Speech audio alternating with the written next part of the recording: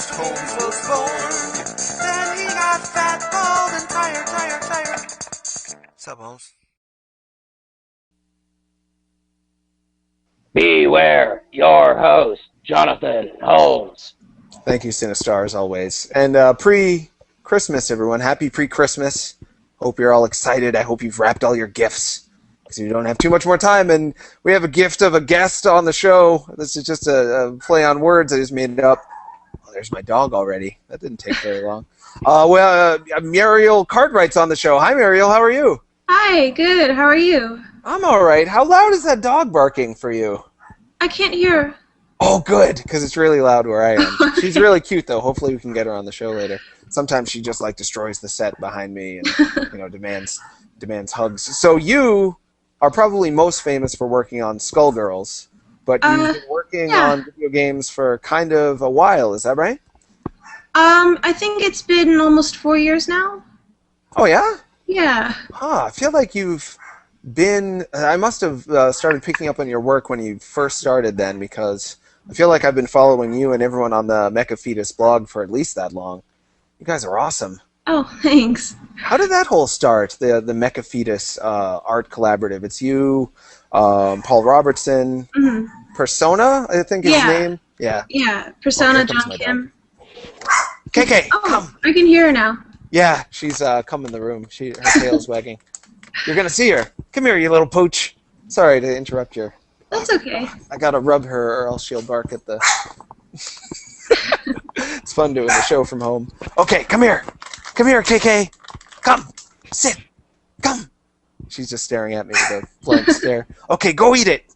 Go eat that thing. Okay, that should shut her up. I'm sorry. So how did Mecha Fetus get started, and how did you get involved with that? Well, I met John, Persona, in college. I went to Cal Arts for character animation, and he was in my year, and we became friends super quick. And he had the idea with another friend of his to start an art collaborative group. So it was John, myself, another classmate named Matt Braley, someone we met at Anime Expo who goes by, well, we call him Owen Dunn, but I think normally he goes by EU03 online. Okay. And John also started talking to Paul Robertson online and asked him to join our thing. And yeah, that was kind of it. We all just started posting art. And it's really interesting. Your styles are definitely different, but there's reoccurring themes amongst all of you. That being nudity and exposed brains and intestines that are fun. You mix disgusting and sexy and cute all together in a way that's really... To me, it's a unique thing. I went to the School of the Museum of Fine Arts, Boston, so I think about art all the time. And I thought I'd seen it all, and when I first saw the stuff on your blog, it was a totally new experience. So how did that style form amongst all of you? And am I right in thinking that that's kind of a unifying theme between artists? I think that's most of a thing between Paul and I. We just like gross and cute things. I've always been a fan of horror, scary stuff, and yeah, I mean that's kind of it. I just want to draw stuff that I think is cool. So. And when did you start drawing? When did you first really get into it? I've always drawn, I guess. I grew up in a household where, well, my dad is an animator also, and my mom is Japanese. So growing up in this place where the stuff I drew was not weird, I guess, it just seemed natural to, draw guts and boobs. I was going to ask, do you think most people can even think of the guts and boobs that you can think of? Because it's amazing what you can come up with, at least to me. I don't know. I don't think it's that hard. I think you just have to not be afraid of drawing something that's weird. I never want to draw something that's boring or something you look at and you forget about. I want to draw something that makes you look twice, or something that you remember.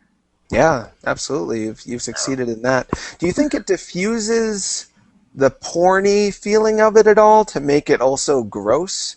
Because I don't feel, as a guy, I feel guilty sometimes just oogling and ogling women. Just like, oh, I'm just oogling on the internet, just like another oogler. But if her brain is exposed, I'm like, I'm not really oogling because she's gross. It's like it diffuses any sort of porn guilt I might have. Was that part of the plan, or is that just a natural byproduct of your style? It's not like a conscious decision. It's just it happened to be the two things that I like, so I put them together. And you started in working on games about 4 years ago? Were you still in school at that point? Or when did you graduate? Yeah. What was it? So I guess it was like the first half of 2009. My first thing was actually Silent Hill Shattered Memories. Wow. Which completely... Yeah, it came out of nowhere. Like, we had done the Visublog for a couple years. And then I got an email from Tom Hewlett at Konami asking if I could, do the joke ending, the UFO ending for Shattered Memories. And I said, yeah, of course, I'd love to. Silent Hill is one of my favorite series. So we got that going, and that happened, and it was super cool.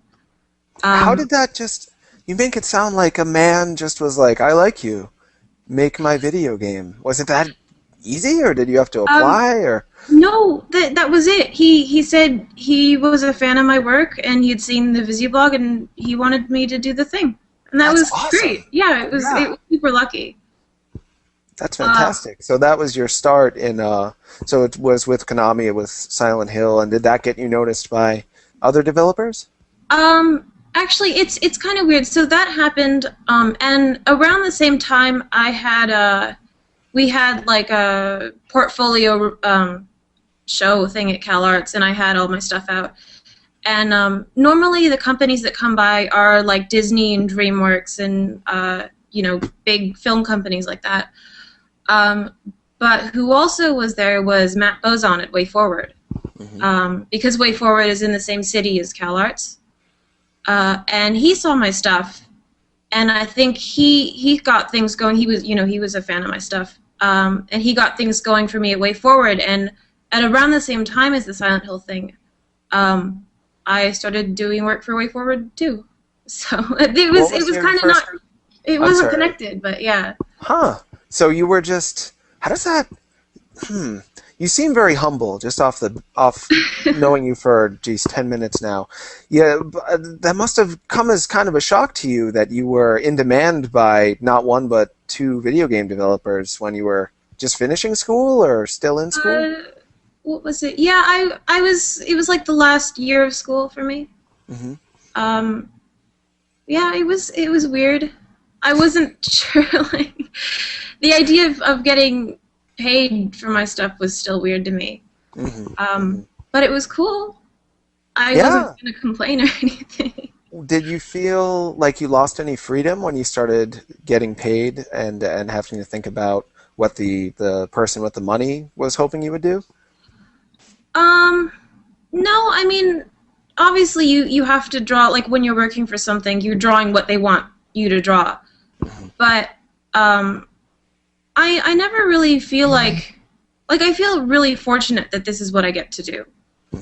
So even if it's like, oh man, I don't really want to work on a Barbie thing. Well, I actually did like working on the Barbie thing. That was my first WayForward project. Oh, cool. What Barbie game did you work on, and what did you do for it?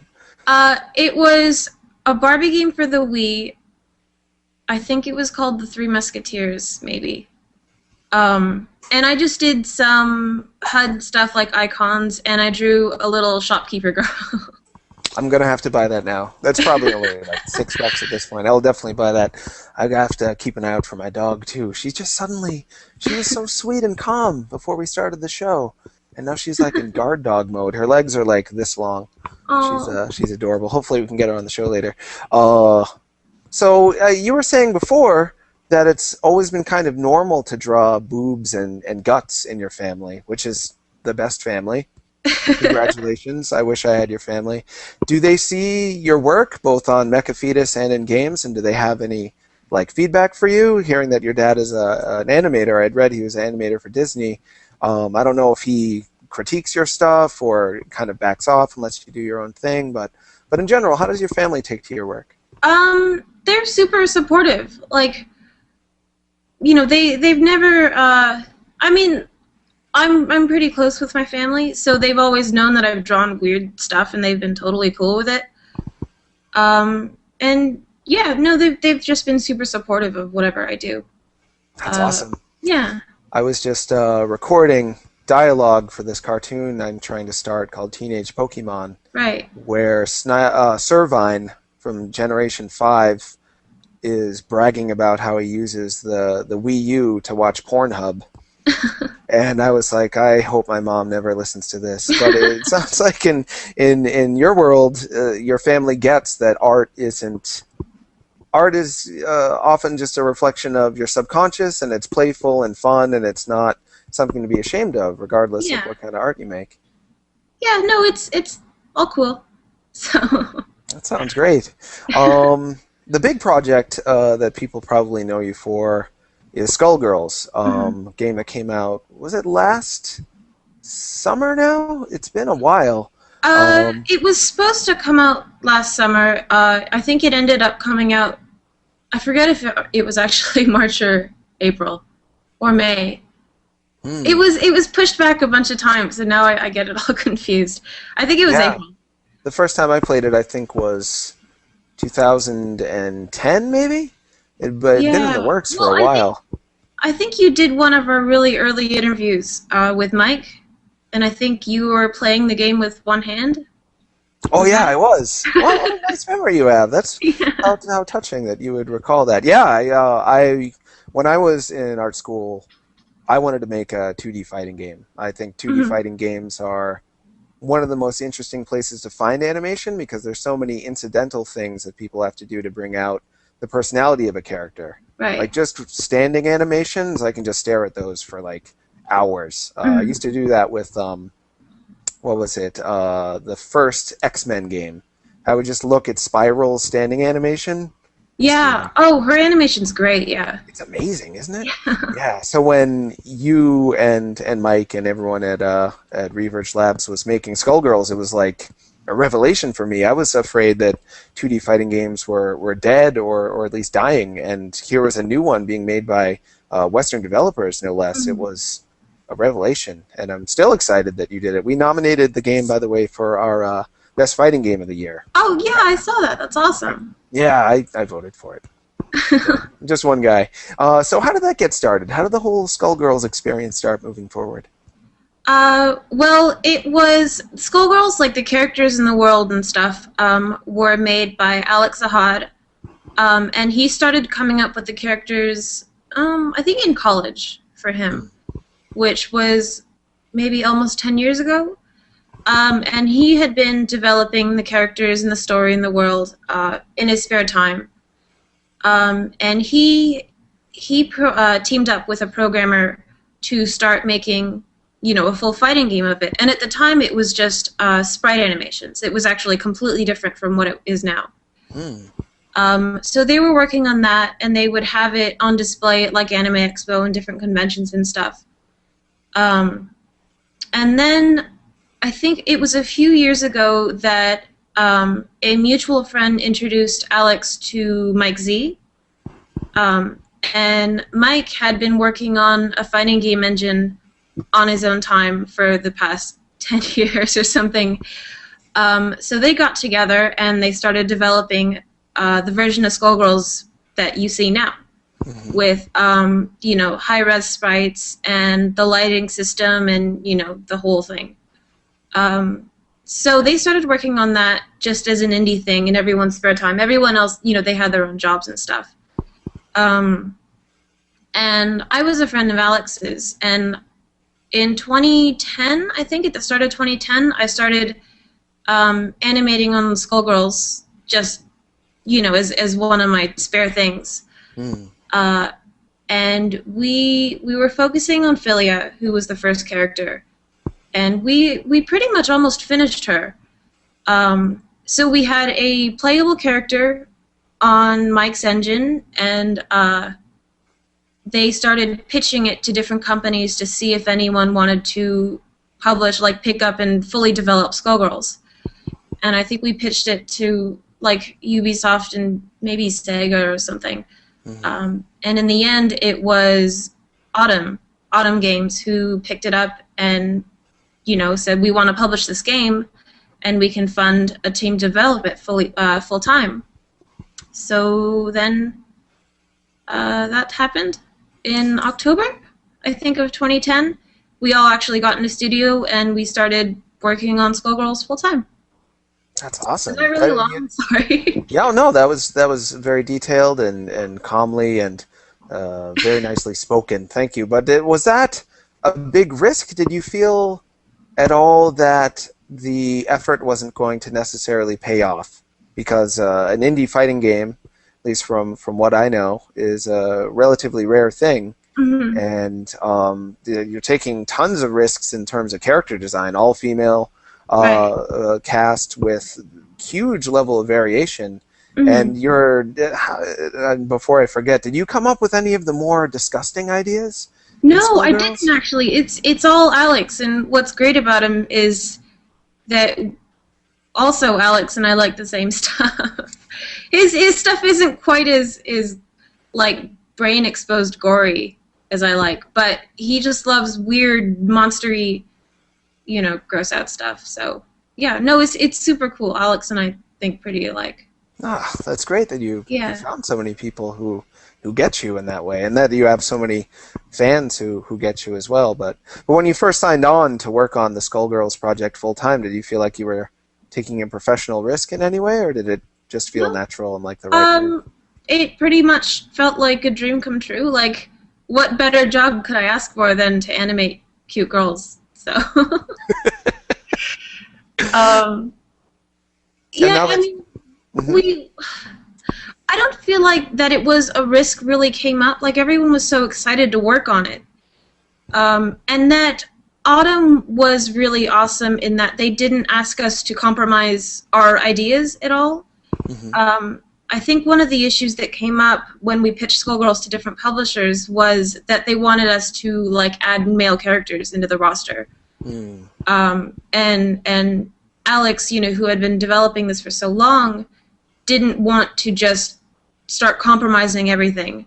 Mm-hmm. And you know, when we found Autumn, they're like, no, we love it the way it is, and we would love you to keep working on it. So, you know, that worked out perfectly. Do you think that's because of the old axiom that the female action figures are always the ones that sell the least well, and that just video game market is male dominated? I don't know if you saw the latest issue of Game Informer. Do you read Game Informer? I've skimmed through it a couple times, but not regularly. I like Game Informer, don't get me wrong, but it's just a reflection of the industry. It's their year-end issue, and then you open up the spread, it shows all of the writers, and it's just all white dudes with like an Asian guy in the corner and then a blonde woman in the corner, and then just like 20 white guys in the middle. And nothing against Caucasians or guys or what have you, but it's a market where that's who the demographic is right now. Mm-hmm. So did it feel all the more risky knowing that? Did you think guys might have difficulty relating with the characters in Skullgirls or wanting to connect with them? I think it never affected how we worked, but we were aware that, like, you know, as soon as like our first trailer came out, you know, everyone was like, oh, pedophile, disgusting, all-girls game. It's like, well, one, I don't know where the pedophile comment comes from, because they're all girls with big boobs. Well, I guess Miss Fortune's boobs are medium. Yeah. That pedophile in the art world? Yeah, I know. It's stupid, because in the end, not every girl is like a sexy bombshell. I think we're actually pretty varied. Mm-hmm. But those are the characters that people remember. But you know, we got a lot of negative press and stuff, and the sexism and all that nonsense. But I feel like everyone on the team felt that we were really making something good, and we were pouring our hearts into it, and we were working our asses off, and we just wanted to make the best product we could. So, and uncompromising in that way. That's so. If more people had the bravery to do that, I think that the game industry would be a lot more interesting place. I'm finding more and more talking to publishers and developers that it's not that they don't want to add more women or add more minorities. And it's not that they think that minorities and women can't sell. It's that they're oftentimes afraid that they're going to be called sexist or racist. right. If they depict a woman in the wrong way, then everyone's going to call them sexist. Or if they, make a male character, a black character with big lips and an afro, then it's going to be, oh, you're racist. When some people have big lips and an afro, it's limiting people's fear of racism and sexism. I feel can limit them a lot. And you guys didn't have that at all. You just went for it. Yeah, I think the way Alex thinks in creating his characters is he just wants to make what he thinks is super cool. There's no quota to meet or, anything like that. He just wants to make awesome stuff. But did you ever, when people call me racist, which happens sometimes, I think maybe I'm racist and I just don't know it. Who knows? I have to really scan my brain for racism that might be planted in there. Did you ever think that maybe you were a sexist pedophile? I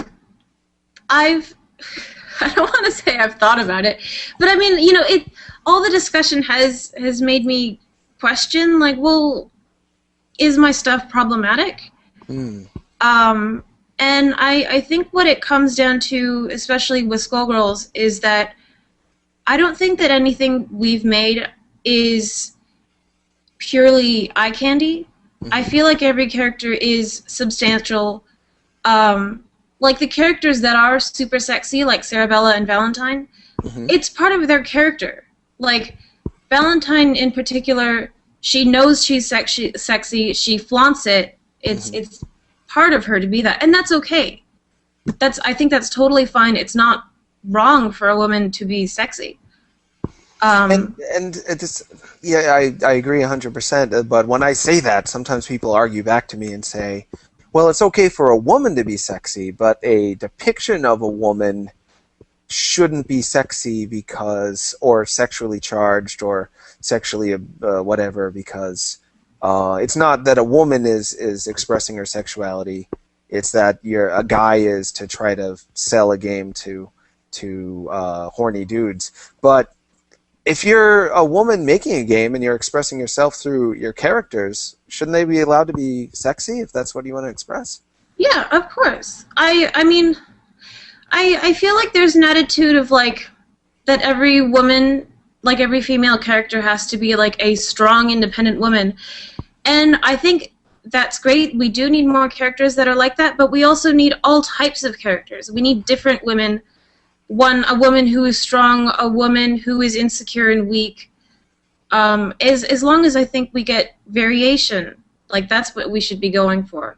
Not every woman should be eye candy. Not every woman necessarily needs to be a super badass either. People are different, and I think that's what we should be going for in our games. Yeah, showing that women are just people that have a spectrum of potential outcomes for their personality. I'm glad we had this talk. I think we just solved all the problems of sexism in video games. That would be great. If that could be it forever, then. Yeah, well, maybe someone will think we know what we're talking about. What kind of game? Do you have a fantasy game you would make, probably starring women, that you think would both be fun and also kind of send a good message about women as a protagonist in video games? Well, I would really love to work on a survival horror game.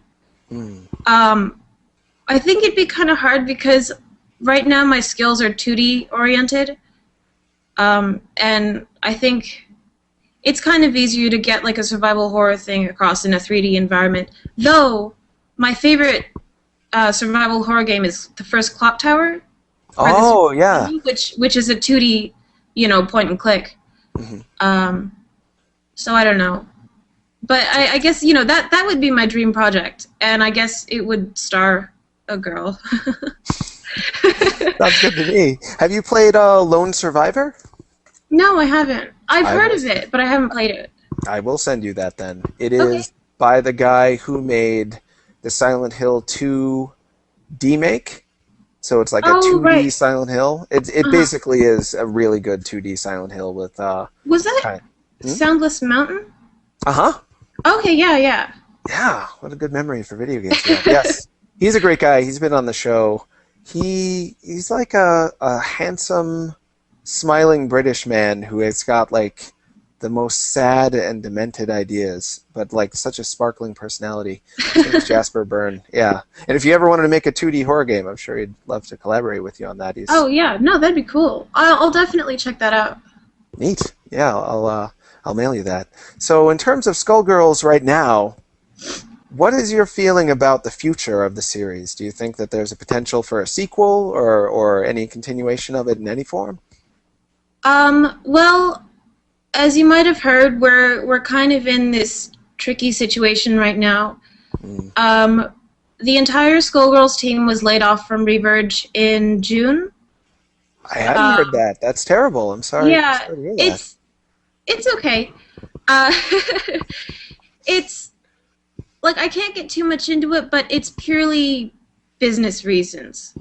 It has nothing to do with lack of support or it didn't sell well. It's sold fine, by the way, but it's business stuff that's completely out of our hands. So the Skullgirls team has made a new studio called Lab Zero Games, and we, as a smaller, more of like the core Skullgirls team, we want to continue working on the game. And the plan from the beginning was to do like millions of DLC characters and stuff. And right now it's kind of on hold. Like I said, I can't get too much into it, but Sure. we are looking at continuing it in whatever form we can.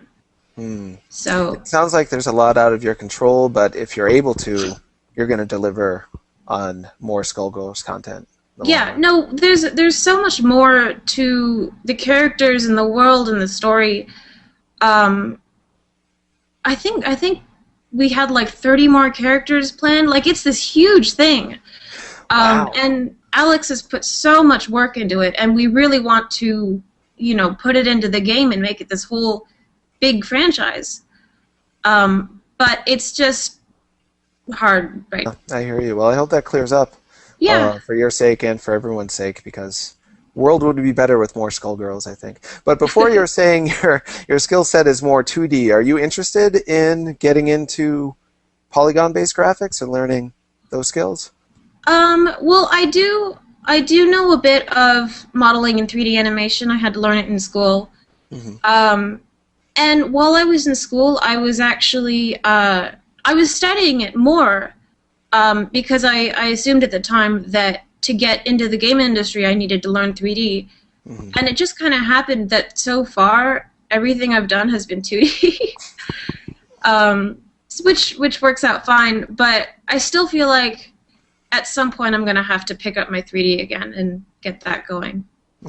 So, Which one do you think is harder overall? Like, which one do you think taxes an artist the most? I don't know. I think they're all hard in different ways. I feel like to be a 3D animator, you should have a good 2D foundation. Because all the principles are the same, but I feel like there's something that you kind of get out of learning how to animate in 2D that you don't quite get if you start animating in 3D, and maybe that's biased. But I don't know. Maybe, but it as I know a little bit about animation, and you have to analyze emotion and be able to feel the motion when you're just shoving it out of your brain through your hand, and clicking around on polygons and shifting things and letting the computer do a lot of the work for you, I'd imagine can make that process limited. You wouldn't get the full breadth of. Yeah. I'm sorry. Go ahead. Oh no. I was just gonna agree that when you're doing it in 2D, you're doing it all yourself. You have to have a full understanding of what you're doing, and of course you have to know the same fundamentals in 3D. But yeah, I think there's something you get out of actually practicing it in 2D that you don't quite in 3D. Yeah, that's my sense too. It's also my sense that if you're really fast and confident and good, you could potentially do 2D animation more cheaply and more quickly than if you were to labor over the polygons. Whereas if you're not good at drawing and you're painfully erasing a nose and redrawing it and erasing it and redrawing it, then you're screwed and you'd be better off with polygons. That's my sense anyway. Mm-hmm. Is that your sense as well, or do you think that one is definitely always easier than the other? Well, it's kind of tricky because on Skullgirls it was pretty hard to find good 2D animators. I feel like a lot of people do know 3D animation, but finding, a good traditional 2D animator is actually pretty hard. And we were actually lucky in that whenever we did, calls for animators and cleanup artists on Skullgirls, we got a ton of super talented people applying. Were they mostly from the CalArts area? Because CalArts is... Oh, no, we got people all over the world. Really? It's pretty much all freelance people. Like a lot of artists who, they have their work online and maybe they live somewhere kind of rural or they live in another country. Those were the people that were applying to us and, they would help us on Skullgirls and do this awesome work when maybe they might not be able to find a 2D illustration or animation job in their area. Mm-hmm. Because oftentimes animation jobs, you have to be on site, you have to be in the studio, you have to be overseen, but you were flexible enough that you could let tons of people in from everywhere. That sounds so nice. Man, I wish I was good enough. Someday, I'm going to get practicing. I've still got some life in me yet. Maybe I could be an animator on Skullgirls too. Maybe probably 3 at this rate. And then I didn't ask you, I meant to though, what made you... With your drawing skill, what made you want to move forward with games and animation as opposed to film animation or comic books and I've seen a little bit of you working on those things on the side, but why didn't you go full force with something more mainstream like comics or TV animation? Well, for one, I like games the most, so that there was a natural inclination to go see if I could, do that. But also, I think part of it is that because my dad was, at Disney and DreamWorks and all these big studios, I kind of grew up with the sense that a lot of it was politics and hierarchy and, these gigantic studios where maybe you might not get as much say or creative control as you might in, a smaller studio. Mm-hmm. So I think from that, one, I wanted to work in games just because I love games, but also I felt like games and the game industry it's big, but at the same time it's still small enough that you can get to know people, and you can actually, work on something with a small enough team where you feel like you're actually contributing, and, it's I think it's just smaller and more intimate, and I really value that. That makes a lot of sense, because for 2D art, the gaming world is small, whereas if you were to, I don't know if you've ever gotten into texture mapping, just doing textures all day, you'd be working on Call of Duty and just be a small cog in a big cog system, which is what you'd end up if you were a Disney animator. You're one of 150 people, and you get to do the eyelashes that day, and it's you don't get a lot of individual expression, at least what I've been told. Your dad didn't work on Wreck-It Ralph, did he? No, I don't think so. I think good. the last Disney thing he was on was Princess and the Frog. Oh, really? Yeah. What a nice movie that was. It was Yeah. refreshing. Yeah, I was going to say, I didn't want to insult your dad, but the short feature that played before Wreck-It Ralph about Oh, paper airplanes, yeah, Paperman, I think. so nice. I Yeah. just Oh, wanted it was to give gorgeous. it I up. loved it. Yeah, but that's the kind of that was a smaller, intimate project. I mean, you see the credits and there's still 50 people, but compared to the Wreck-It Ralph credits, which were literally like a fifth of Hundreds the and movie, hundreds and yeah, hundreds. Yeah. just staring at that.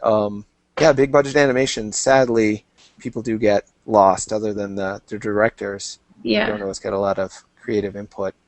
Oh, I feel like I've been just rapid fire asking questions. I've been really nervous to talk to you because I'm one of your biggest fans. Hopefully I haven't failed too bad. Oh, thank Speaking you of so failing, much. oh, it's totally true. Dr. Derp 388 asks, I am genuinely interested in why most of her subjects, I believe he means you, are hot girls. Is there any deeper reasons other than she likes the aesthetics? No, that's it. That's it. It's interesting how people want to find more and want to get to know you through your art. So they want to analyze your art so they can analyze you and then feel connected to you. But sometimes it's just as simple as cool people look cool. Yeah. That's my That's take. it. I just like to draw whatever I find appealing, and it happens to be cute, curvy girls. Yeah, you're not alone on that. R. Xanadu asks, what do you think of the work of Vanillaware, I'm sorry, or the art on Dust? Dust was, I don't know if you played it, game made by one guy, it took him like 5 years, it's got a Oh, fox samurai type dude. yeah. No, all that stuff, I love it. The 2D side scrolling with like these beautiful like painted graphics. I would love to work on something like that. And we actually are kind of looking into that, but we'll see if it happens. You mean it's Lab Zero? Is that the name of the Yeah. Huh. Yeah. Well, So that's exciting. I hope that happens. mhm. Yeah, that would be a perfect fit. Bit Crusher 23 asks, Mariel, what do you think of the style of the Persona series? I forgot that artist's name, but I like his stuff a lot. It's super clean and cool and appealing. I've only actually played Persona 3. I haven't played 4 yet. But I loved it. I didn't quite beat it either. But no, I I liked it a lot. So yeah. Did you play Persona 4 Arena at all? Or Persona Arena, I think it's just called. A little bit. To tell the truth, I'm really bad at fighting games. I love watching them being played, especially like Third Strike or Darkstalkers with, their amazing animation and stuff. But I'm terrible at them. And I'm really bad at Skullgirls too. So. I always had the problem that I wasn't competitive at all, but I would learn how to play just so I could watch a cool looking combo. I almost felt like I was like learning a dance move, and I didn't really care if I beat up the other guy I was dancing with. I just wanted to see how cool it would look. So that's the extent of my fighting game skills, is kind of dancing. D-Pad Joe. Oh, hi, D-Pad Joe. He's a very nice guy. He asks, what artwork did you work on for the Scott Pilgrim game? Oh, I knew I was forgetting something. Oh, yeah. The Scott Pilgrim game that you worked on. What a beautiful piece of work that game is. He says the game is awesome and the art style rocks. So what did you do on that game? I was one of the animators. I was actually only freelance on it. I worked off-site. But I did all the background NPC characters. And I also did the title screen illustration, which eventually was changed a bit in the final version, but I did the original of that. So did you do the Wallace Wells kissing the boyfriend of someone else animation? Yes, I did that. Thank you. It's one of my favorites. I knew I was going to play that game over and over again the second I saw that. I mean, the second I saw the game, I fell in love with it, but can't help but have some trepidation. When something feels too perfect, you're like, that's probably going to fall off. Then I saw the Wallace Wells kissing animation, and I was sold for good. Sermon asks, what proportion of breast size? Is he really asking this? Uh-oh. What proportion of breast size to size of head do you like to draw? Do you have a... Sorry, I didn't screen this question before I came in. So do you have a breast size to head proportion that you would say is your favorite? No. That's the best possible answer. Thank you for that. I do appreciate it. Joe Ruji asks, was your father being an animator a burden or a help? No, it was definitely a good thing. I remember, being very young and being able to go to my dad and ask questions about how do I draw this or that, or and he would sometimes help out and be like, ask me questions like, how do I think I would draw this, and then he would show me the right way to do it. And no, he was great. So yeah, it was cool. Yeah, that does sound cool. Yeah, envy you. So he's more 2D or more 3D animation, or both? He's 2D. I think he started as a 2D animator, but he's more of a story guy overall. So he'll be like head of story on something or storyboarding and stuff. So that's fun. I miss storyboarding a lot. The Doc asks, have you ever been recognized or approached by fans of any of your work in public, and what have the interactions and reactions from them been like? No one knows who I am. This was your first video interview, wasn't it?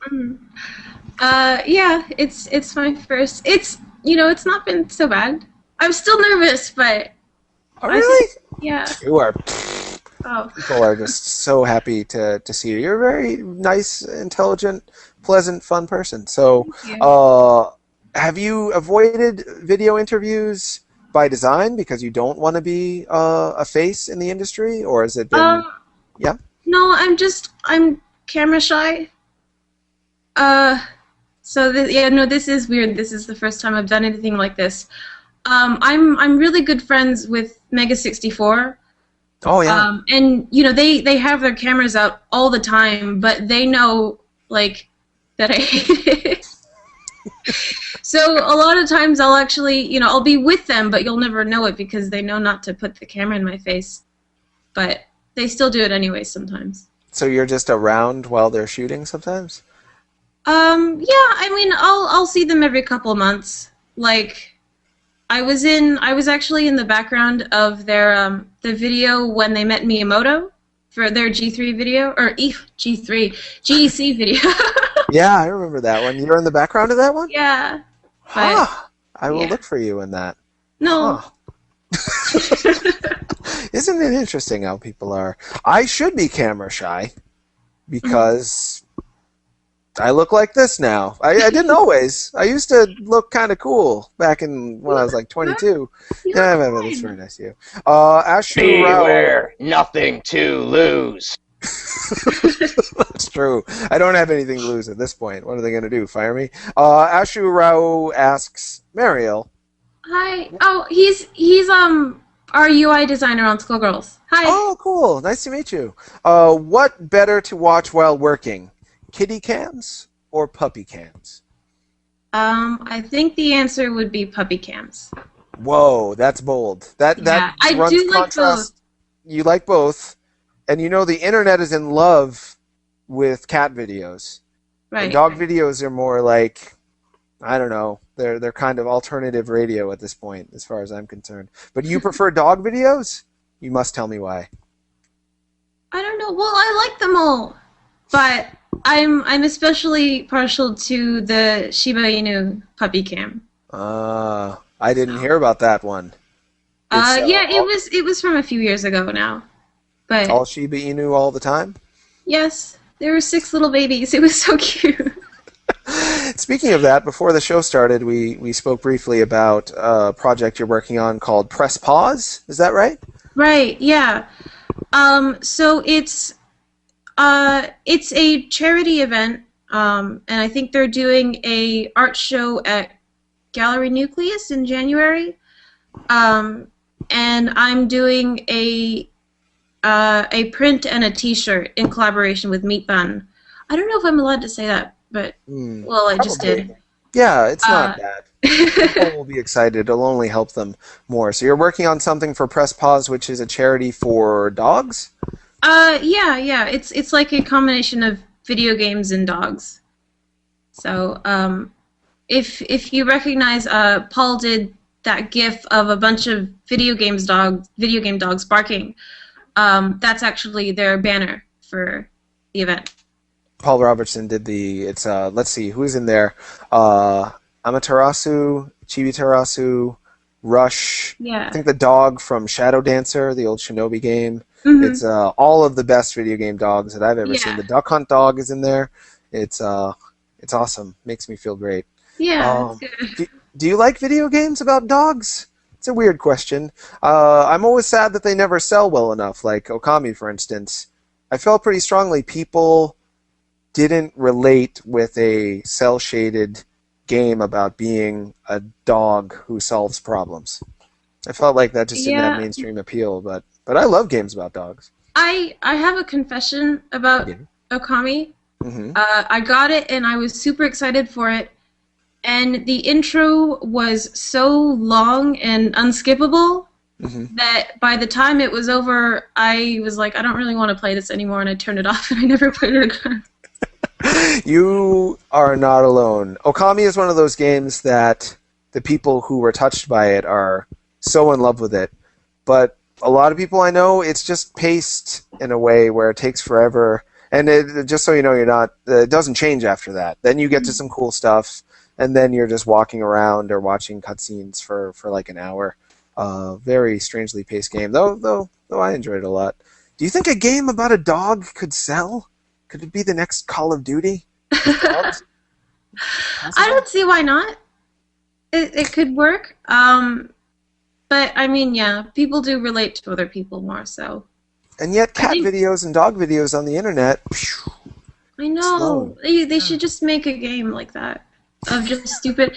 If it was like a WarioWare game where every little thing was like a different dog or a cat, maybe that would do well. Whoa, that's a great idea. So you appeal to the fact that people want, just because they watch like 20 cat videos in 2 minutes, do that in game form. Wow, brilliant.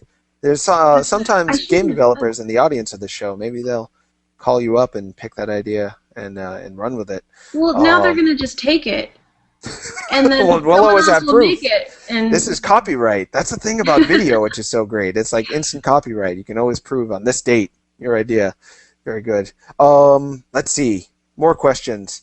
Pyocon Analog asks, is there any reason why the Mecha Fetus blog is a little slow with updates? Where can we get more regular updates on your work? I thought you had your own Tumblr as well. Is that right? Yeah, I do now. Well, I think we were all most active on the Visiblog while we were in college.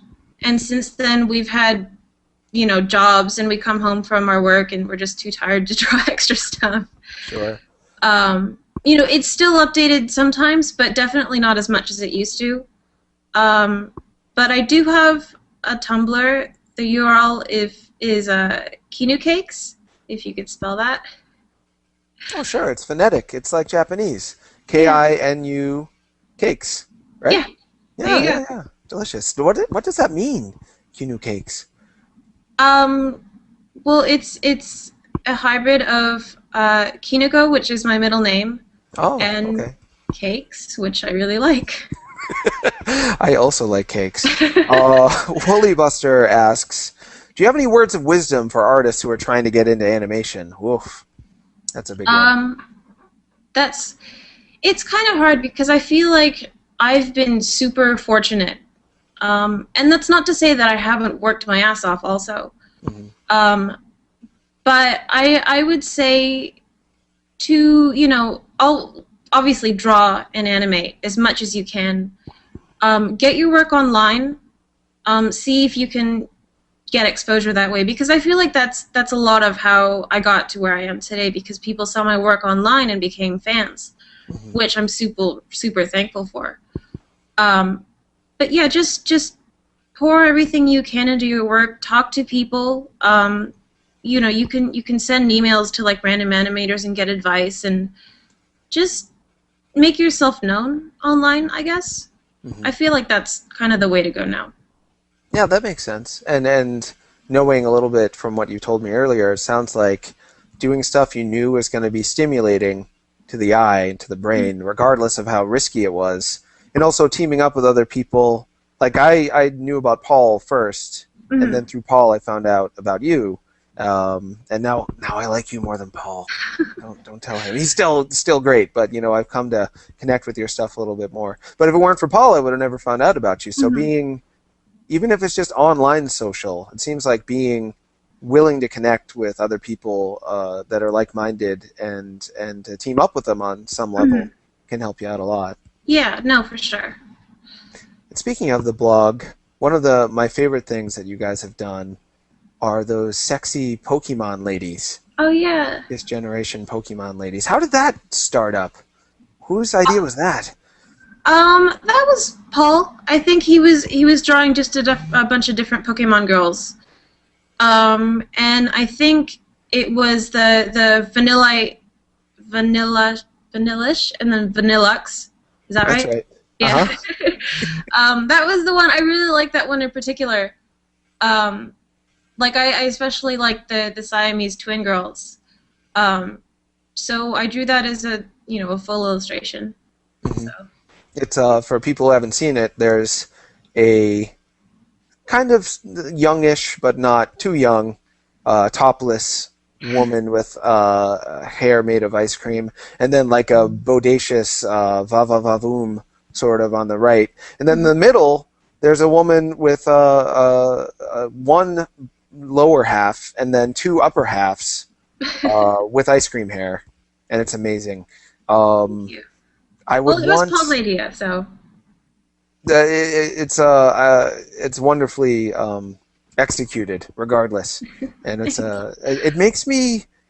I feel like there's a large audience for Pokemon that want that kind of feeling out of it. For me, Pokemon is just a virtual art gallery. I've said this on past shows, so sorry, listeners, if you're bored with me saying this again, but I play Pokemon games just to catch art and then look at it later. And I've caught them all. I've caught all 649, just so I can scroll through and be like, those designs are so awesome.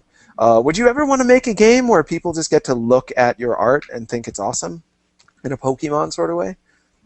I don't know if like a virtual art gallery thing is necessarily what I'd want, but something that, like Skullgirls, where every part of it oozes everyone's art.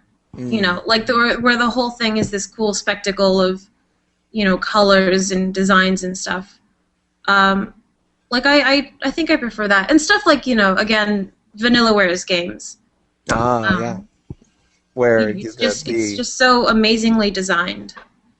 So, right. And a huge part of the appeal is, like, no offense to Vanillaware, I liked Muramasa and Odin Sphere a lot, but if they had stick figure graphics, I would have played them. No, it wouldn't be the same at all. Yeah, it wouldn't have felt the same way. Bit Crusher asks, are there any other companies you wish to work for? Vanillaware would be cool, since we're already talking about that. Sure. I don't know. I never especially thought about it in terms of companies. I think about like the project that I would want to work on. Sure. Are there any big franchises that you wish you could get to draw for or get to design for? I'm super grateful to be part of the Silent Hill games, but I wonder if I was older and I could have been part of the older ones, that would have been super cool. Yeah, and if they were still around in the same way. Though Akira Yamaoka is still working. He's at Grasshopper now. Yeah. Would you ever want to work on any Grasshopper projects with him? That would be cool. Their stuff just seeps with style. It's awesome. So yeah, that would be super cool. Yeah. Did you play Liberation Maiden at all? No. It was almost as good as something you would do. It's a Grasshopper game. It's about the second president of Japan in the future, who is the daughter of the first president of Japan, and her father dies, so she inherits the presidency and gets on a giant robot and saves the environment. Yeah. That sounds cool. Yeah. The design isn't as good as you would do, but it's not bad. It's not bad. You should give it a try. Let's see. I skipped a bunch of questions because it was people who already asked two, and I didn't want to be selfish. I wanted to try to get to everybody. R. Xanadu asked a second question. I don't think we asked it yet. Are your talents being used in other games right now? I only played the demo, but those sprites are the best sprites I've ever seen in my life. And I feel sad that I don't have a 6-button arcade stick. I think he means for Skullgirls. So. Oh, yeah. Yeah, you have worked on a lot of other games. I meant to touch on more of them. You worked on the Barbie game. I now know about that. You worked on Skullgirls. You worked on Pilgrim. What are some other games you'd worked on? Well, I work very frequently with WayForward. And a lot of the stuff I do for them is actually like pitch stuff that will never see the light of day. Huh, interesting. Like pitching ideas to them, or yeah, I mean WayForward will pitch games and they'll write like a doc of whatever game they're pitching and I'll illustrate a bunch of drawings for it. I think some of the stuff that got picked up, one was they had a Centipede reboot game.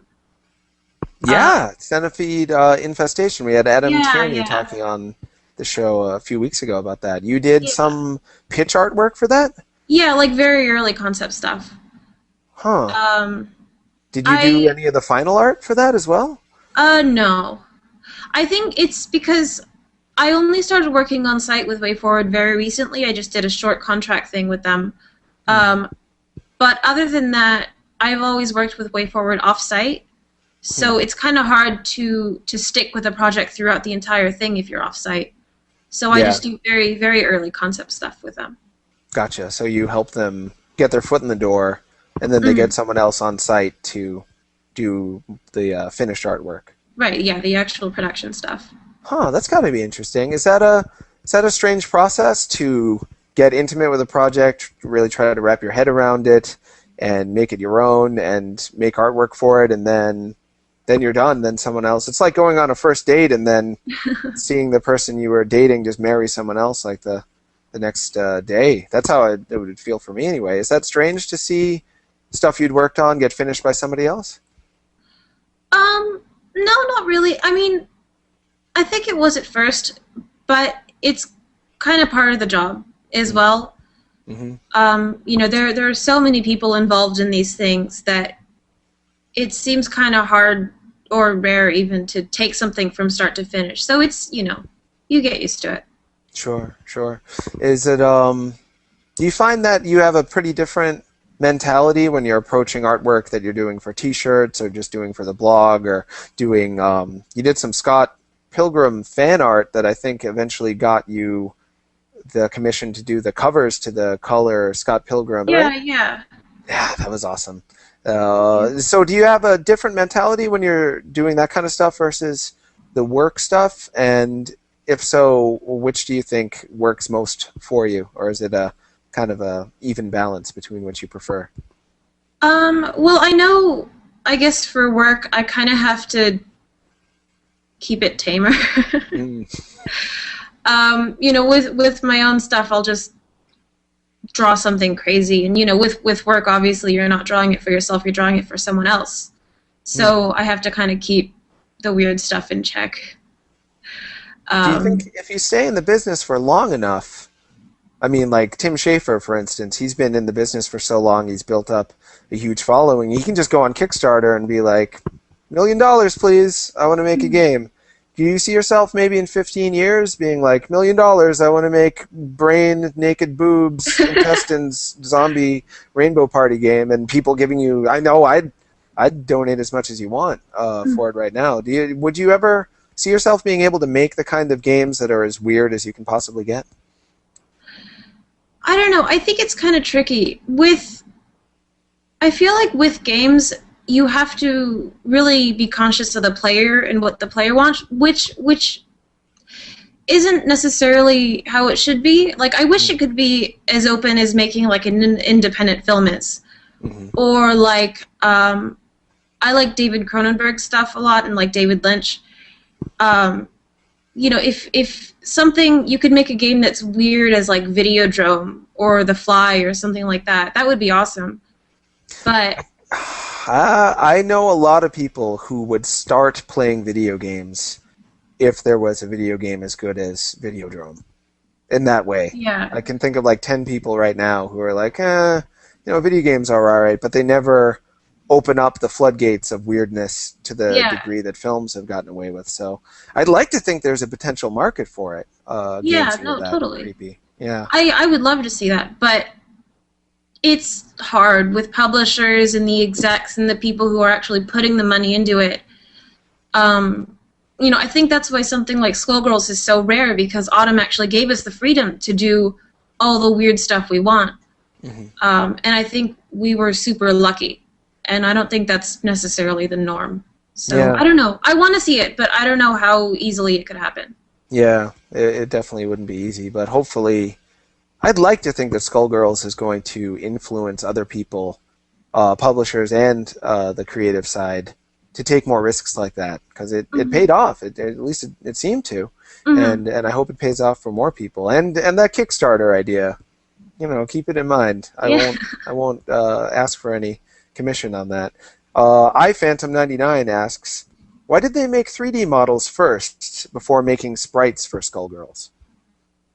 I didn't know they did that. Huh. No, not really. All the characters are 2D, but for some things like Parasol's umbrella and Painwheel's giant pinwheel, we actually did model those in 3D first, because they're kind of mechanical things and they're kind of hard to get all the angles and animate them in 2D. So we had a super talented guy model those for us in 3D, and then we used those to help us animate. But other than that, it was all hand-drawn. Oh, I think he might have been thinking of King of Fighters 12 and 13. Yeah, they did do that for King of Fighters. I wonder why they did that. It doesn't... If you had a good 2D team, I would imagine that would just be like duplication of services. You'd just be drawing over stuff that you could have just drawn in the first place for that. Yeah, well, I think it helps keep everything consistent better. Mm-hmm. I know that in Skullgirls, not everything is like perfectly on model, and stuff will warp a little bit, which I think actually gives it charm. But in something like King of Fighters, where everything's like perfect, I think that worked for them really well. Yeah, it is a beautiful game, absolutely. King of Fighters 13 in particular. But I was overjoyed to see a truly hand-drawn looking game in Skullgirls. If you can go back to 2009 and 2010, and I think even 2008 when I started in Dtoid, I'd write stories just why aren't any Western 2D artists making fighting games, and then they finally did. That made me happy. Sparkle Marina asks. Sparkle Marina says, "I'm curious about what kind of games Mariel has been playing recently, and can recommend. Have you had time for video games recently? Because that's when you really get into making stuff, it's hard to play games anymore. I've found. Actually, well, particularly recently, I've been working on a comic on the side for this anthology book that Alex and his group of friends are putting out. So very recently, I haven't had any time. But before that, I was playing Tokyo Jungle, which is super great. I was playing Dark Souls, but I got stuck in Sen's Fortress, and I can't get past it. Yeah, you're not alone on that. That's for sure. Tokyo Jungle. Sorry, I can't talk. Tokyo Jungle. What do you make of that game? We were just talking about why aren't there a game about dogs? There is a game about dogs. Yeah, It's Tokyo and Jungle. it's great. It's so good. I love it. What's your favorite part of Tokyo Jungle? Everything. Is it the whole thing? It's so new and it's funny, but it's still cool. I was super excited for it before it came out, and then it finally did, and I think I played it for 4 or 5 hours just on the first run. Wow, so you immediately got into it. Yeah, totally. It's More great. people should play it. It really went under the radar hard But with Christmas coming up in just a couple of days, people should ask for Tokyo Jungle for Christmas. I think so. Yeah, That's I think the best so too. Christmas gift. There's a lot of animals in that game, and are there any people? I haven't played all the way through, so I don't know. Yeah, well, there are DLC, and I think there was a like a prehistoric dude and a Japanese businessman. That sounds perfect. Yes. Yeah. So no, it's awesome. They totally go nuts with the characters. I love it. Yeah, that's the kind of game I didn't think I would see at retail on HD consoles specifically, because I've been told production costs on HD consoles is, if you're going to be competitive with what sells, you have to jack up the budget through the roof. So Right. Wii, DS, 3DS, PSP, I could expect to maybe see a game like that, but PlayStation 3, they pulled it out for us. Tokyo Jungle. No, it's great, and I think it's it's kind of rare to see something that original. So I'm really glad it happened. Yeah, me too. Does your taste in games tend to bend towards the unusual, or would you say it's a pretty even mix between games like Tokyo Jungle and then I don't know, a game like Resident Evil 4, for instance? No, I'm a huge Resident Evil fan also. But I mean, I'll play something like Resident Evil and Dark Souls, but I also really want the new Harvest Moon. Yeah, it's funny. Do you like Animal Crossing at all? Yes, I can't wait for the new one. Yeah. I'm super excited. I got a 3DS pretty recently in anticipation for that. So there's a website, stop me if you know about it already, where you can just listen to Animal Crossing music set to the time of your real life. Really? So I don't know it. What is it? I will get it for you right after the show, I promise. I wrote about it earlier this year, and they just updated it last week with the new Leaf music. And it's kind of a spoiler to hear the music. To me, the music is an integral part of Animal Crossing. Right. Every Thanksgiving, I sing the Thanksgiving theme song, the one that is playing when you're finding knives and forks for your friends to eat a turkey that you hang out with. The game is so insidious, but it's adorably insidious.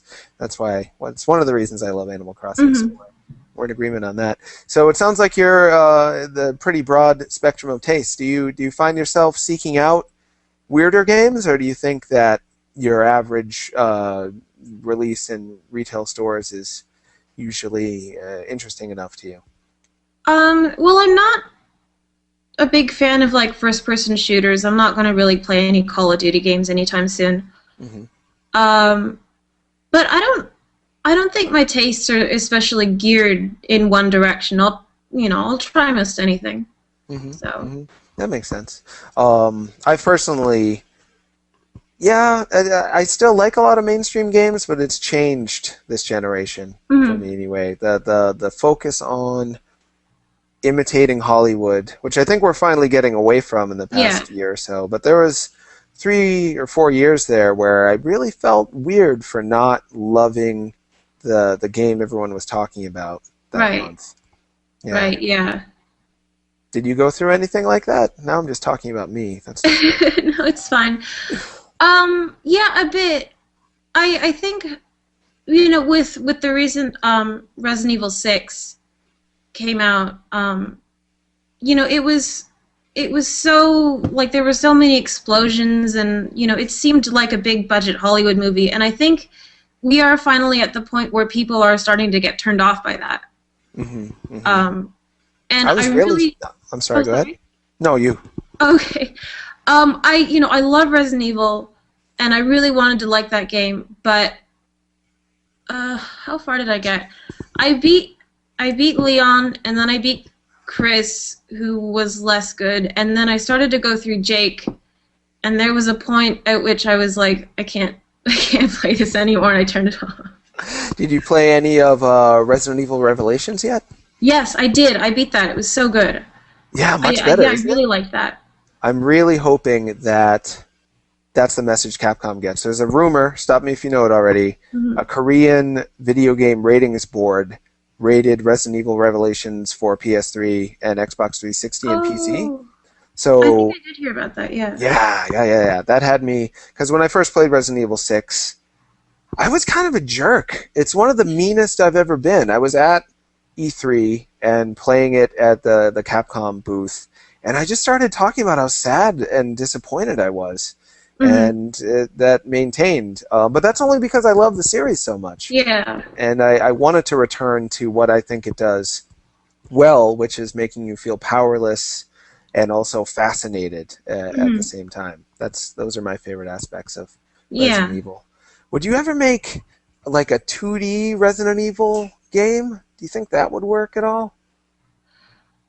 I'm not sure. I feel like one thing I love about like the early Resident Evils is the fixed camera, which like people aren't really a fan of the tank controls, but I just love the art direction in it. And I feel like it's kind of hard to get that across in 2D because I feel like you can't have, like, unless you're just drawing every single thing, which takes so much time. You know, I think it's better suited for 3D. Yeah, I could see that. But I'm just picturing you drawing Claire and Leon from Resident Evil 2, or Wesker and Jill. I'm picturing them running around in kind of a... Did you play the old Aliens vs. Predator Capcom fighting game? That was... Yeah, I've seen it, yeah. Yeah, I'm picturing that sort of a feeling. That would be cool, yeah. Yeah. Like a brawler, like beat-em-up kind of thing. Yeah, it would be pretty different feel overall, but just being in that world and getting to do that stuff might be fun. Well, let me double check to see if there's any more questions. I bet I skipped some. Maybe Sinistar can redo them if I failed on that. I'm trying to think if there's anything else I missed. We talked about Pokemon. We talked about Resident Evil. We talked about Silent Hill. We talked about Press Pause. We talked about Skullgirls. Yeah. Talked about Lab Zero. That was an exciting development. Was that announced at some point and I just missed it? I think it was about a month or so ago. We put up a website which was just a single page kind of explaining that we've made this new company. Skullgirls is kind of like in a weird situation right now. Just kind of because we had been quiet for so long after what was it, Evo? And, you know, we saw fans everywhere asking, like, what the hell is going on? You know, they haven't said anything when before that we had been super vocal and in touch with our fans. So we put up the Lab Zero site kind of explaining the general situation and stuff. Yeah, and I'd imagine you'd have to get permission to even do that, to even say that at that point. There's still a lot of awesome Skullgirls stuff you can get. There's a Skullgirls winter-themed T-shirt I was checking out earlier. Yeah. We had limited Halloween and holiday T-shirts. I don't think you can get the Halloween one anymore. But the parasol, was parasol in the Christmas one? Oh no, it was Was it Umbrella? Umbrella? Maybe. Yeah, it could be. The little girl. Yeah. I think so. Oh, more questions showed up. Super Pixel Brothers asks, what indie devs would you love to work with that you haven't already? Are you big on the indie dev scene? Is there any indie developers that you would want to team up with? I like the stuff of Capybara Games, and I know they are also more 2D oriented. Are you thinking like Sword and Sorcery or? I think that's gorgeous. But even like. They did, what was it, Critter Crunch? Yeah, Critter Crunch. Yeah, and that was super cute and, animated really nicely. So, I think 2D studios, there's Copy and then WayForward also. It's so rare to see fully animated 2D games. I think there was also the guys who made Shank. Oh, yeah, they're going to be on the show relatively soon. Oh, really? That's cool. Yeah, I'm really excited to talk about Mark of the Ninja. I don't know if you had played that game. It's Xbox 360 exclusive. I've seen a little bit from it. Yeah, really, really beautiful looking game. Similar lighting system as Skullgirls, actually, because it's a stealth game, and when you step into the light, even though it's 2D art, it kind of dynamically illuminates the characters in a fun way. Yeah, I really love that effect. That's cool. Yeah, agreed. Pixel Kaiser asks, do you ever want to be the lead designer on a game as opposed to doing the art for someone else's game ideas? Yeah, do you have game design ideas? Earlier you were talking about how you felt like when you design a game you have to really care about appeasing the player and making sure that they got exactly what they wanted, whereas with film you can take more risks. Does that affect your attitude towards maybe doing game design in the future? Is that something you might want to do? I have been actually thinking about it, but I don't know if I'd be a good game designer. Yeah? What makes you say that? I don't know, because I feel like it's a lot of like thinking about systems and you know, where's the game in the game, and I'm like, well, I want to make something that's pretty, and that doesn't make for a good game. But I have been thinking about it. My friend Anna Anthropy wrote a book where, you know, the whole point of it was trying to make, you know, anyone can make a game. And that's what her book is about. And the Rise of the Video Game Zinesters? Yeah. It's a great book. And I've been reading that. I haven't finished it yet. But I kind of, I am interested in it, but I feel like there's a lot I still have to learn before I even try tackling it. But the way to learn, of course, is to start, I guess. That's true. Yeah, but it's intimidating. I hear you 100%. Speaking of Anna, who has been on the show in the past, if you're watching, hi Anna, great to see you. You did the art on probably her most popular game, that and Mighty Jilloff, but I think the game that was played the most was Lesbian Spider Queens from Mars. Didn't you do the art on that? Yeah, I did. What was it? The little title screen thing, the ending screen, and then just kind of like a pinup art thing. All the graphics in the game were hers, but I just did the more illustraty kind of things. So yeah, that was cool. Were you friends with Anna before that happened, or is that how you met? I knew her from online before. And yeah, that was the first time she asked me to work with her. And that was super fun because she had already designed the sprites with this very limited palette with, you know, the Spider Queen having bright red skin and bright blue hair. And I think at the time I hadn't really done anything like that. So it was cool to see like how I could translate her sprites into like a full illustrated thing. So. Yeah, it was a wonderful work. It took me back, because I'm a little older than you, I'm guessing.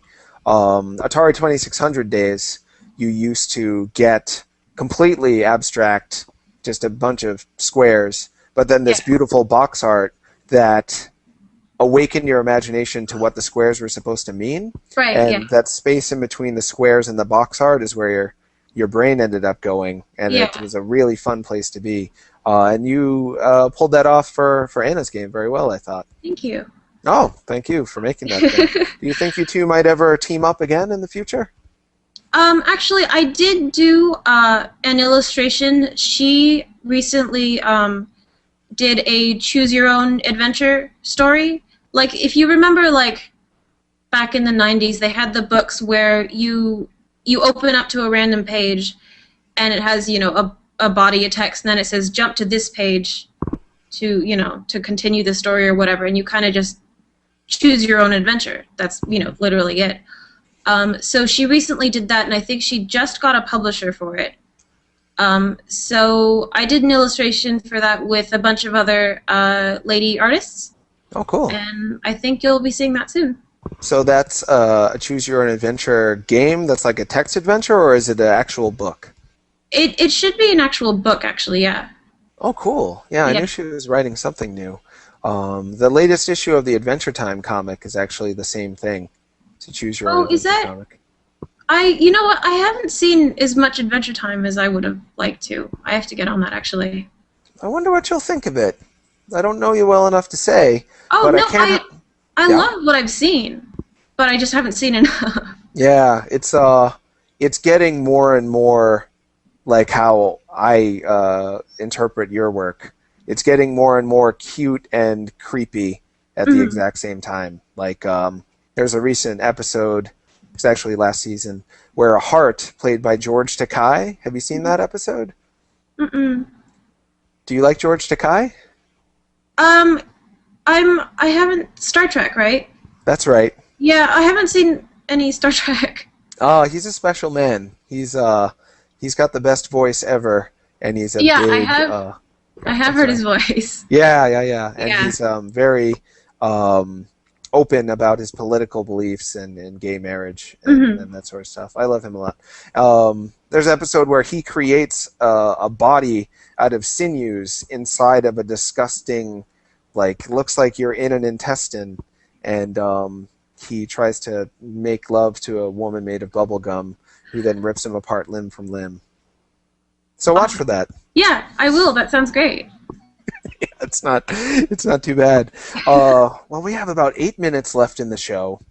I forgot all about mentioning lesbian spider queens from Mars, and now I'm worried that there's something else I missed back there. We were talking a little bit about other WayForward projects and how you do their startup art. Were there any other games that you'd done in-game art for them? Let's see. Because I've done actually so many things for them, but it's all in the form of just early pitch stuff. Right. I did do a couple illustrations recently for Shantae. Oh, right. Yeah. Just promo stuff. Mm-hmm. Most recently, I think it was the second to last Nintendo Power. I did some cute little chibi illustrations for Shantae. Oh, you did some of those? Yeah. Oh, I have that issue lying around somewhere. Oh, really? Yeah, that's awesome. I didn't get to get a copy, but yeah, it was cool. Alex, obviously, of Skullgirls, also did illustrations in the same article. So, yeah, WayForward loves him too. Oh, he worked on some WayForward projects as well? I didn't know that. Yeah. Huh, interesting. There was something I was going to talk about back there. It was going to be good, too. Rats, the nervousness got me again. Have I seemed nervous? No, you seem fine. Am I okay? You don't seem nervous at all. You seem totally in charge. Okay, thank you. I'm pretty impressed. I'm personally curious about if you ever would want to do an animated series in any way, because Paul got his name out there by doing little sprite animated films like Zombie Cabana. I can never remember the name right when I'm on the spot. Would you ever want to do a similar sort of short animated film, or have you already and maybe I missed it? I hate saying it, but I did do a couple animated films for school, and you'll never see them. They'll never. Because you're not proud of them? Yeah. Oh, They're bad. I know that feeling. They're probably better than you think, but not as good as you know you can do. It's usually how it turns out.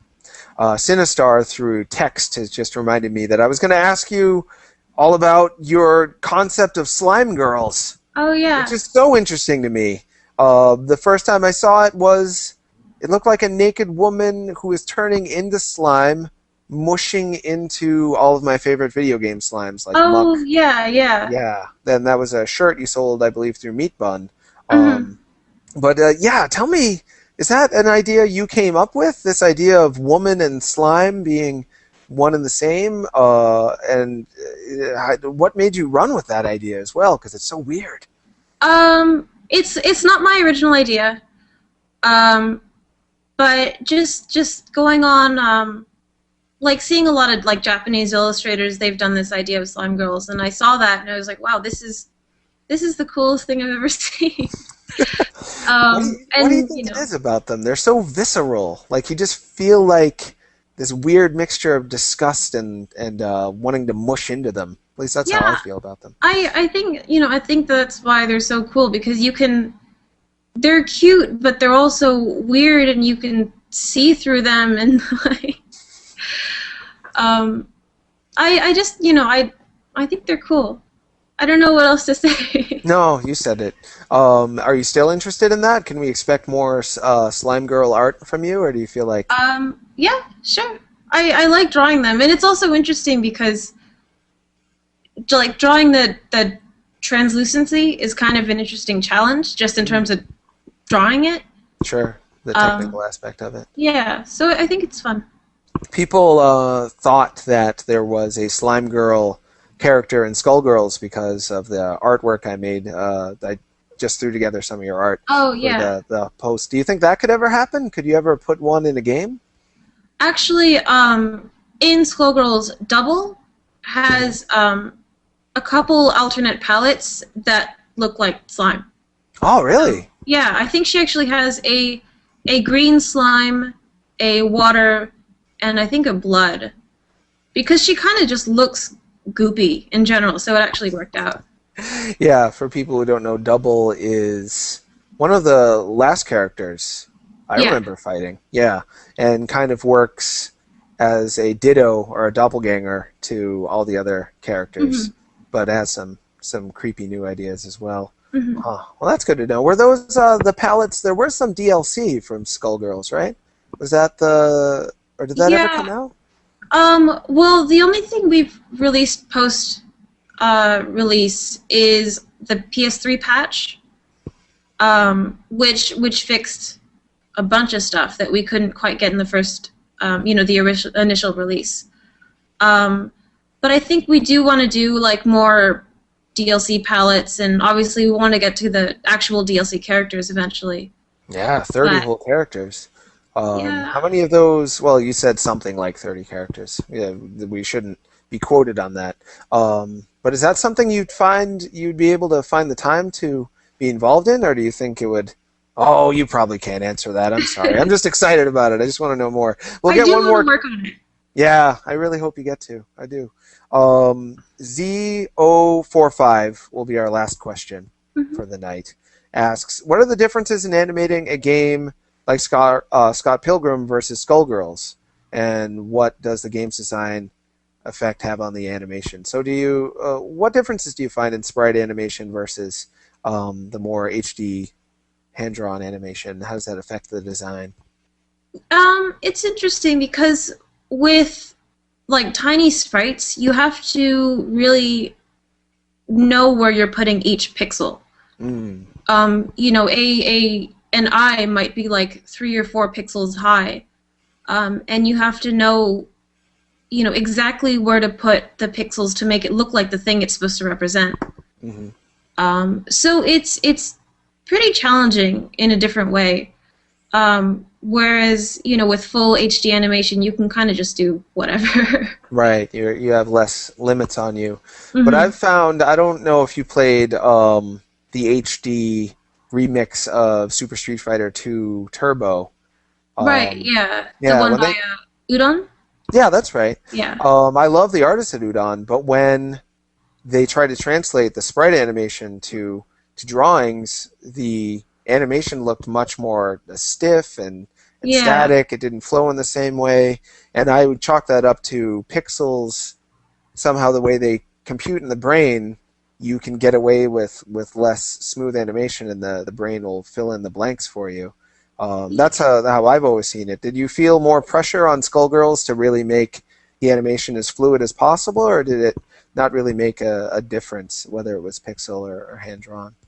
Well, I think the thing with the Street Fighter HD remix, excuse me, is it doesn't quite translate literally.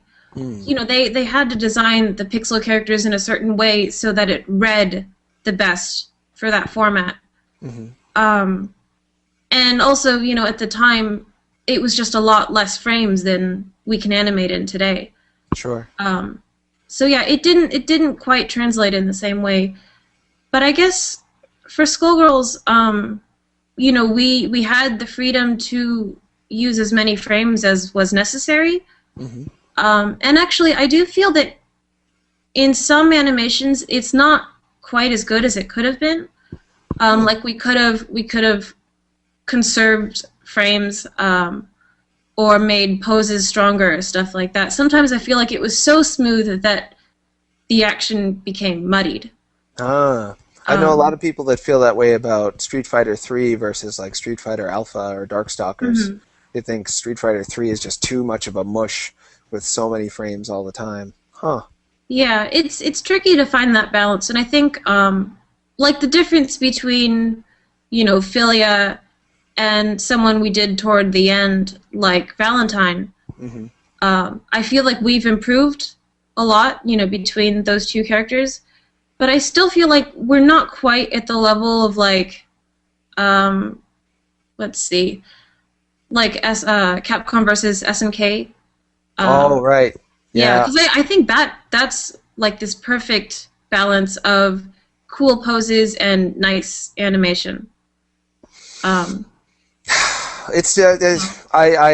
respect that you aspire for something more than you've already done, but I think Skullgirls looks better. Oh, thank you. It's just got more. I can relate, and it expresses more of a feeling. I get so many feelings just from looking at that game, and all the different character designs so varied. Some make you feel depressed and sad, like Pain Wheel. Some make you feel jubilant and ready to goof off. It's a wonderful game. People who haven't played it yet, I don't even care if you like fighting games.